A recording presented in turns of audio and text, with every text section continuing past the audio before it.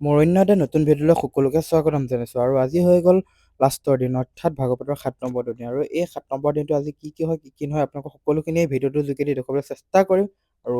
আপোনালোকে সকলোৱে ভিডিঅ'টো শেষলৈকে চাব বুলি আশা ৰাখিলোঁ।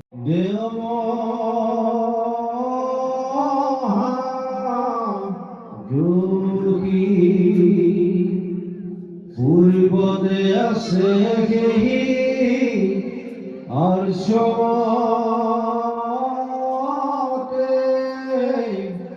ভোগী হাপদে জাগিদেৰ স্বপ্ন জীব হবে আমি